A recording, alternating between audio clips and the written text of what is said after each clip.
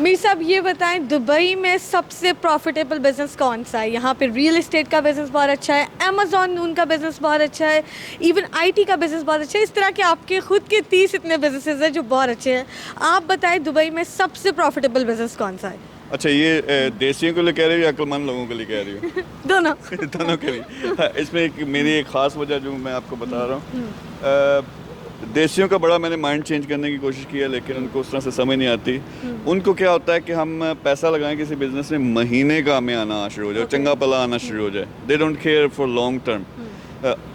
उस लिहाज से अगर देखें, प्रॉपर्टी का बिजनेस है यहाँ पे, लेकिन बहुत सॉलिड है, सेफ है, सिक्योर है। लेकिन उसमें रिटर्न्स जो है ना, साल के 6 से 8% है। वो जंप लगा लिया 10%, यानी इसका क्या मतलब है? 1 करोड़ लगाया प्रॉपर्टी में, और वैसे 1 करोड़ से तो आप प्रॉपर्टी खरीद भी नहीं सकते, लेकिन फ़र्ज़ करें आपने लगाया तो आपको साल का 6-7 लाख मिलेगा।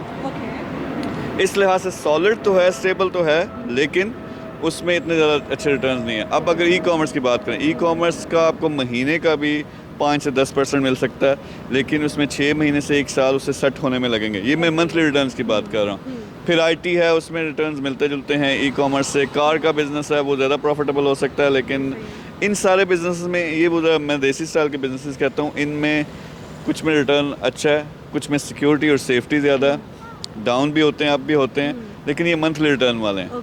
अब मैं अक्लमंदों वाली बात करता हूँ। सबसे ज़्यादा जो प्रॉफिट है ना, वो जो सीक्रेट है वो ये है कि फ़र्ज़ करें आपने रियल इस्टेट यानी अपना कोई घर ख़रीद के उसको रेंट पे चढ़ा के उससे जो प्रॉफिट कमाना है, उसकी बजाय अगर आप क्या करो, रियल इस्टेट की एक कंपनी में पैसा लगा दो। यानी वो पहले से फ़र्ज़ करो जी, अगर 2-4 लाख दिरहम कमा रहे हैं, प्रॉफिट कमा रहे हैं, आपने मिलियन दिरहम उसमें डाला, हो सकता है आपको महीने का ठीक ठाक यानी 4% 3% इस तरह से अच्छा रिटर्न मिलना शुरू हो जाए। लेकिन साथ क्या होगा, कंपनी की वैल्यू बढ़नी है साल बाद।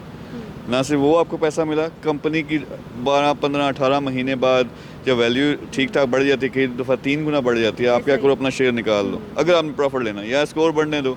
तो ये चीज़ मैं चीख के समझाने की कोशिश करता हूँ, समझ नहीं आती। तो देसियों के लिए, उस सोच के लोगों के लिए कार का बिज़नेस है, ई कॉमर्स का बिज़नेस है, प्रॉपर्टी में उस तरह से रिटर्न थोड़ा, अनलेस आपके बस 10, 20, 30 मिलियन हो दिरहम की मैं बात कर रहा हूँ। What about property share holding? Property share holding the same thing कि आप कंपनी में आ जाते हो। तो कंपनी में आते हो तो फिर उसको डबल आपका जो कंपनी का प्रॉफिट आ रहा है उसमें भी हिस्सा बनता है, फिर वैल्यू बढ़ती है तो उसमें भी हिस्सा बनता है।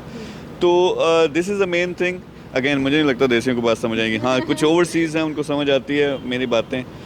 जिस तरह मैं कहता हूँ फाइनेंशियल फ्रीडम, 1 मिलियन दिरहम लगाओ, आपको $10,000 के लगभग रिटर्न भी मंथली मिलना शुरू हो जाएगा। लेकिन वो जो दिरहम आपने लगाए हैं 1 मिलियन, वो भी उसकी भी वैल्यू बढ़ सकती है, बहुत ज़्यादा चांसेस होते हैं। और फिर इस किस्म की कंपनी में अगर आप जाते हो जिसके नीचे 8, 10, 15 प्रोजेक्ट्स हैं, रिस्क डाइवर्ट हो जाता है। उसका क्या मतलब है?